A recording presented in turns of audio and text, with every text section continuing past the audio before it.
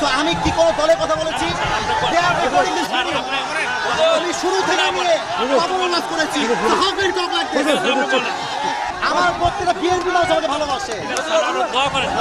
ক্ষমা চাওয়া লাগবে, ক্ষমা চাওয়া লাগবে, ক্ষমা চাওয়া লাগবে এখানে।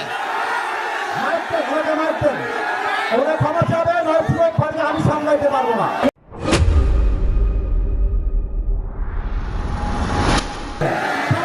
আপনি কি আওয়ামী লীগ করেন? আপনি আওয়ামী লীগ না করলে আপনি কথা বললেন। আল্লাহ করে আইন চাপি কেন বাধা দেবেন আপনি এসে? আপনি সাহস কে দিয়েছে আপনাকে এইটা? আপনি যুবকদের চেয়ে আপনি যুবকদেরকে আশ্চর্য কথা বগুড়ার মাঝে এইটা পরের জায়গা পরের জমিন ঘর বানায় আমি রই, আমি তো সেই ঘরের মালিক নই। পরের জায়গা পরের জমিন ঘর বানায় আমি রই, আমি তো সেই ঘরের মালিক নই। বগুড়ার মাটিতে কেউ ইসলাম বিরোধী কথা বলবে, এটা বগুড়ার সরকার সহ্য করতে পারবে না। বাবার নাম ভুলা দিবে, যেখানে যেই নেতা বাধা দিবে জুতার প্রাণে নামা দেওয়া। আমি কি কোনো দলের নাম বলেছিলাম? কাউকে গালি দিয়েছিলাম? উনি ক্ষমা চাইলে সমাধান হয়ে যাবে। আমার নৈতিক দায়িত্ব, ঠিক আছে? আমি একবারের জন্য বলে দলকে ভোট দেওয়া লাগবে। আমি বলেছি পার্লামেন্ট চলবে আল্লাহর কোরআন দিয়ে, এরকম দলের কথার ব্যাপারটা মুসলমানদের কথা বলতে হবে। পলিটিক্যাল পার্টি আপনি কি বুঝলেন নিয়ে এটা? থেকে নামাজি হব, কাল থেকে রোজা রাখবো, কাল থেকে দাড়ি রাখবো, কাল থেকে সুদ ছাড়বো, কাল থেকে বিড়ি ছাড়বো, কাল থেকে পর্নোগ্রাফি রাখবো, ছেড়ে দিব, সব বাদ দিয়ে দিব। বেটা মাথায় রাখিস, তোর মতো হাজারো যুবক যারা বলতো কাল থেকে ভালো হয়ে যাব, কাল থেকে ভালো হয়ে যাব, ওই কালটা আর আসে নাই। ওরা সেদিনই কবরের বাসিন্দা হয়ে গিয়েছে, ঠিক কিনা বলে? আল্লামা ইকবাল লিখেছেন, হুয়ে নামওয়ার বেনিশা कैसे कैसे, जमी खा गई नौजवा कैसे कैसे। ये जगह जी लगाने की दुनिया नहीं है, ये इबरत की जा है तमाशा नहीं है। तुझे पहले बचपन ने बरसों खिलाया, जवानी ने फिर तुझको मजनू बनाया, अजल तेरा कर देगी बिल्कुल सफाया। मेरे दोस्त, ये दुनिया जगह जी लगाने की नहीं है, ये दुनिया इबरत है, तमाशे की कोई जगह नहीं है, ठीक है ना बोले? वमल हयातुद दुनिया इल्ला मताउल गुरूर। This life of this world is nothing more than play and entertainment. আল্লাহ কি কথা বলছে আপনাকে আমাকে? আল্লাহ বলছে, যে চাকচিক্যময় দুনিয়া দেখছিস, একটু আমার দিকেই আপনারা তাকান না। আমি কিন্তু অহংকার নিয়ে কোনো কথা বলছি না। আমার বগুড়ার ধুনটবাসী, এই যে আমার পাঞ্জাবিটা, এটা পাকিস্তানি ড্রেস। আমি যেটা বলছি এটা বোঝেন। আমি অহংকারের জন্য বা আমি অনেক বড় লোক, আমি এটা বোঝাচ্ছি না। আমার মূল মেসেজটা বোঝার ট্রাই করবেন। আমার এই পাঞ্জাবিটা পাকিস্তানি পাঞ্জাবি। এই যে ওয়েস্ট কোট পরে আছি, এটা সবচেয়ে দামি ব্র্যান্ডের ওয়েস্ট কোট। আমার টুপিটা পাকিস্তান থেকে একদম স্পেশালি আমার সাইজে আমি বানিয়ে এনেছি। আমার হাতের যে ঘড়ি, অনেক দামি ঘড়ি, টুপি দামি, চশমা দামি, জামা দামি, ওয়েস্ট কোট দামি।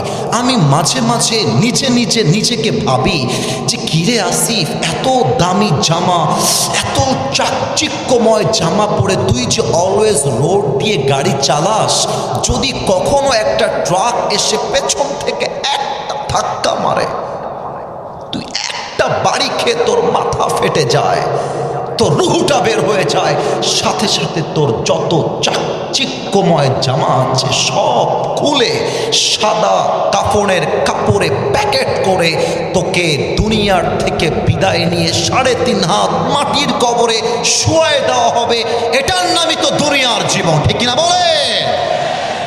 রূপেরই গৌরবে সাজিয়াছো সাজ, সোনা দানা কত কি আর রাজকীয় পোশাক, যেদিন প্রাণ চলে যাবে সবই পড়ে রবে, প্রাণ চলে যাবে সবই পড়ে রবে, গায়ে দেবে মার কিনো থন রে মন আমার, কেন বাঁধো দালান ঘর, একদিন মাটির ভেতরে হবে ঘর রে মন আমার, কেন বাঁধো দালান ঘর। ঠিক কিনা বলেন?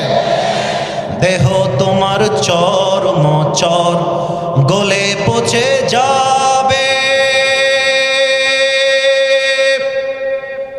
শিরার উপর শিরাগুলি ছিন্ন ভিন্ন হবে, মঞ্জুমিরু দণ্ড সবই হবে খণ্ড খণ্ড, মঞ্জুমিরু দণ্ড সবই হবে খণ্ড খণ্ড, পড়ে রবে মাটির উপরে মন আমার, কেন বাঁধো দালান ঘর। একটু গান তো আমার সাথে, একদিন মাটির ভেতরে রে মন আমার, কেন বাঁধো দালান ঘর। পড়েন সবাই আল্লাহু আকবার। আমরা সেই 3.5 হাত মাটির কবরের জন্য আজকে প্রস্তুতি নিতে চাই। আজকে মজা করতে চাই কম, চোখের পানি ফেলতে চাই বেশি। এবার আপনাদের কাছে আমার প্রশ্ন, আল্লাহর কাছে কি প্রিয় হতে আমরা চাই? আমার যুবক ভাইয়েরা, আব্বা জানেরা বলেন তো, কবরে কি আমরা শান্তি চাই? শেষ প্রশ্ন, এবার যেন কেউ বাদ চলে না যায়। চোখটা বন্ধ হওয়ার পরে, মৃত্যুর পরে আমরা জান্নাত কি চাই? আল্লাহ গো, আমি অধম, খুব ভালো ওয়াজ করতে পারি না আল্লাহ, তবে তুমি আমার জবানে আজকে এমন কথা বের করে দিও যার দ্বারা আমিও জান্নাতি হতে পারি, আমার সবাই যেন আজকে জান্নাতুল ফেরদাউসের মেহমান হতে পারি। পড়েন সবাই আমিন। আমি সবাইকে এই মুহূর্তে 3টা প্রশ্ন করব, অ্যাক্টিভ থাকতে হবে যেন উত্তর কোনোভাবেই ভুল না হয়ে যায়। আমার ধনুটবাসী জেহেনটাকে অ্যাক্টিভ করেন, মনটাকেও একদম অ্যাক্টিভ করেন। এখানে কিন্তু বিএনপির ভাইয়েরা বসে আছেন, এখানেই কিন্তু জামাত ইসলামের ভাইয়েরা বসে আছেন। একটা কথা বলে দিয়ে যাই, মারামারি করবেন না। মারামারির কথা আমি আসিফ হুজুর কখনো বলি না। আমি মিলায়ে দেওয়া পছন্দ করি, আমি বিচ্ছেদ পছন্দ করি না। এই যুবকরা আমাকে চেনে, একটু একটু কয়েকজন যুবক চেনে। আমি যখন কথা বলি, আমি আজ পর্যন্ত কোনো দলকে কখনো আঘাত দিয়ে কথা বলি না। এবং আমি যখন কথা বলি, তোমরা যারা আমাকে চেনো, আমাকে সবাই চেনে তা আমি দাবি করব না, বাট আমি কখনো আমার চেহারায় মুচকি হাসি ছাড়া কাউকে ছোট করে কথা বলতে পছন্দ করি না। বিএনপি মুসলমান, জামাত ইসলাম মুসলমান, জাতীয় পার্টি মুসলমান, চরমনায় মুসলমান, শর্ষিনা মুসলমান, যত পার্টি আছে NCP, they are all Muslims. বাংলাদেশের প্রত্যেকটা দলের নেতা হচ্ছে সাচ্চা মুসলমান। আমার প্রশ্ন, now this question to everybody, those who are here and those who are listening my lecture right now, যারা আমাকে শুনছেন সবার কাছে আমার প্রশ্ন,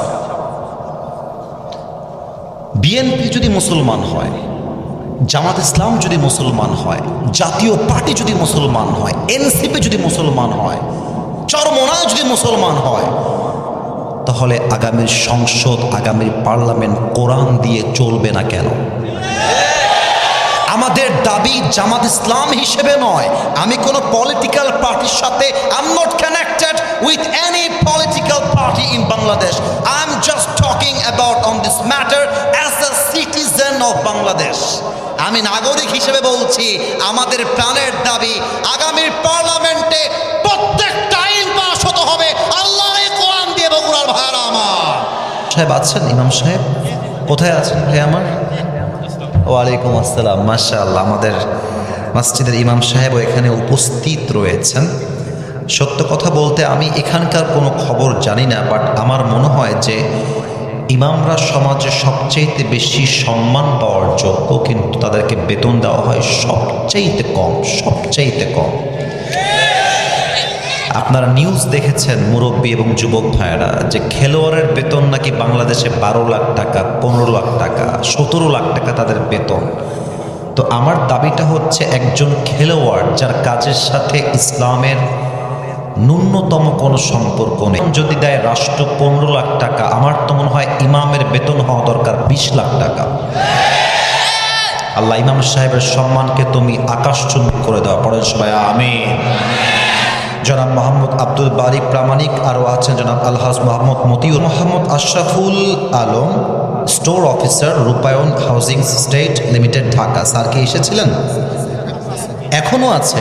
ও মাশাআল্লাহ স্যার, মাশাআল্লাহ, ভেরি স্মার্ট। আপনি যতই ডেকোরেট করেন, যতই সাজান, বাড়িওয়ালার নোটিশ যখন চলে আসে যে বাড়ি ছাড়তে হবে, বাড়ি যতই সাজানো হোক, বাড়িওয়ালা যখন বলবে যে বাড়ি আমার ছাড়তে হবে, বাড়ি আপনাকে ছাড়তেই হবে।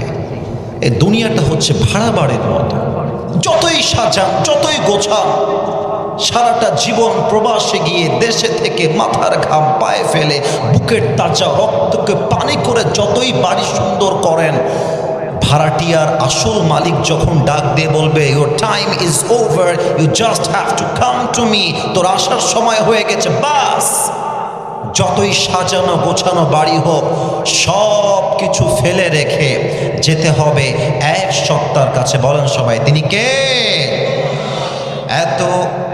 আপনারা আমার কথা যদি একটু বুঝতে সমস্যা হয় আমাকে একটু বলবেন, আমি আরেকবার জিজ্ঞেস করি, আমার কথা কি বোঝা যায়? এত শখের বাড়ি, আমরা মাঝে মাঝে গৌরব করে বলি যে এটা আমার বাড়ি, এই দেখো কত সুন্দর করে সাজিয়েছি, গেট দেখো, গেটের দাম 1 লাখ টাকা, এটা আমার বাপের বাড়ি, এটা আমার দাদার বাড়ি, এটা আমার নিজের বাড়ি। But always remember one thing, always মাথায় রাখবেন, এই বাড়ির মালিক আপনি নন, এই বাড়ির আসল মালিক একজন বগুড়াবাসী। আল্লাহর নামটা আসতে নয়, জবান দিয়ে বলেন তো, আসল মালিক কে? পরের জায়গা পরের জমিন ঘর বানায় আমি রই, আমি তো সেই ঘরের মালিক নই। পরের জায়গা পরের জমিন ঘর বানায় আমি রই, আমি তো সেই ঘরের মালিক নই। সেই ঘরখানা যার জমিদারি, আমি পাই না তাহার হুকুম জারি, আমি পাই না জমিদারের দেখা, আমি পাই না জমিদারের দেখা, মনের দুঃখ কারে কই, আমি তো সেই ঘরের মালিক নই। একটু গান তো আমার সাথে, পরের জায়গা পরের জমিন, আমি তো সেই ঘরের মালিক নই। একটু গান না, পরের জায়গা পরের জমিন, আমি তো সেই ঘরের মালিক নই। ঘরের মালিক কে গো ভাই? না, এটা বগুড়ার সাউন্ড তো হলো না, আরেকবার, ঘরের মালিক কে গো ভাই? প্রতিদিন এই মাটি কবর আপনাকে ডাক দেয়। কি বলে ডাক দেয় জানেন? এটা যদি আপনি শোনেন না, আপনার ঈমান যদি 1 ফোঁটাও থাকে, আপনার গায়ের পশমগুলো দাঁড়িয়ে যাবে। প্রতিদিন কবর আপনাকে ডাক দিয়ে বলে, এই আমি তোর আসল ঘর, আমি তোর আসল বাড়ি, তুই আমার থেকে যতই পালিয়ে যাস না কেন, দিন শেষে কিন্তু তোকে আমার ঘরে ফিরে আসতে হবে। তুই আমাকে যতই ভুলে যাস, আমি কিন্তু তোরে ভুলি নাই। তুই যতই দূরে পালিয়ে যাস, তুই কিন্তু আমার থেকে দূরে নস। জাস্ট নিঃশ্বাসটা যে ফেললি, সেকেন্ড নিঃশ্বাস যে নিতে পারবি, তোর কাছে কোনো গ্যারান্টি নাই। একবার নিঃশ্বাস বন্ধ হয়ে যাবে, তুই আমার ঘরে আজীবনের জন্য ঢুকে যাবে। প্রত্যেক দিন কবর বেনামাজিকে ডাক দিয়ে বলে, এই বেনামাজি, তুই যখন ফজরের নামাজটা বাদ দিয়ে বাসার মধ্যে ল্যাপ মুড়ি দিয়ে, কম্বল মুড়ি দিয়ে শুয়ে থাকিস, আমি তোকে দেখে বড্ড অবাক হই আর বলি, কিরে তোর কি ওঠার সময় হয় নাই? কিরে তোর কি নামাজের প্রতি গুরুত্ব জাগে নাই? কিরে তুই কি আমার ঘরে আসবি না? কিরে তুই কোন ঘুমে ডুবে গেলি, এই ঘুম তো তোর নাও ভাঙতে পারে। তুই যদি বলিস আমি আজকে নয় কাল, একদম ঠান্ডা মাথায় কলিজা দিয়ে বোঝেন এবং উত্তর দেন। বলেন তো the life we are leading in this world right now, যে দুনিয়াতে আমরা এখন আছি, যেই জীবনে আমরা আছি, বুঝলে উত্তর দিবেন, না বুঝলে চুপ থাকবেন, আমি উত্তর দিব। বলেন তো এটা কি পরকাল না ইহকাল? হ্যাঁ, রাইট আনসার, ডানে বাবা না আমার দিকে বলেন সবাই, পরকাল না ইহকাল? ইহকাল। এখন মূল প্রশ্ন, বলেন তো ইহকালের জীবন বেশি উত্তম না পরকালের জীবন বেশি উত্তম? Right answer. আরেকবার বলেন, দুনিয়ার জীবন বেশি উত্তম না আখিরাতের জীবন বেশি উত্তম? প্রমাণ হলো আল্লাহর কোরআন 30 নম্বর পারা সূরাতুদ দুহার 4 নম্বর আয়াত। আল্লাহ রাব্বুল আলামিন বলছেন, ওয়ালাল আখিরাতু খায়রুল লাকা মিনাল উলা। আমি আল্লাহ রাব্বুল আলামিন দুনিয়ার জীবনকে অধিক উত্তম করে বানাই নাই, বরং আমি আল্লাহ রাব্বুল আলামিন দুনিয়ার জীবনের চাইতে আখিরাতের জীবনকে হাজার হাজার গুণ বেশি উত্তম করে বানিয়ে দিয়েছি। কোন সবাই সুবহানাল্লাহ। The life of hereafter is much more better than this worldly life. দুনিয়ার জীবনটা উত্তম জীবন নয়, বরং আমি আল্লাহ তাআলা দুনিয়ার চাইতে আখিরাতকে সেরা করে বানায় দিয়েছি। সুবহানাল্লাহ কইতে পারলেন আমি আপনারা? এবার আমার দ্বিতীয় প্রশ্ন, একটু আমার থেকে প্রাণের মাটি একটু আল্লাহকে ডাক দেন, আল্লাহ। আওয়াজটা আগের মতো হয় নাই, আরেকবার আল্লাহ। এবার একটু কাশি দিয়ে গলা ঠিক করতে হবে। আমরা কয়েকটা ওয়াদা করব আল্লাহর সাথে, ওয়াদা শেষ দোয়ার দিকে যাব। একটু জোরে আল্লাহ, আর একটু জোরে, ও আমার আল্লাহ, তোমার, একটু বুঝতে সমস্যা হয়েছে, আবারও বলছি, তোমার শাহী দরবারে, একটু জোরে বলেন দিল থেকে। মাশাআল্লাহ, আমার পেছনে আব্বাজানরা অনেক ভালোবাসে আমাকে, তারাও উত্তর দিচ্ছে।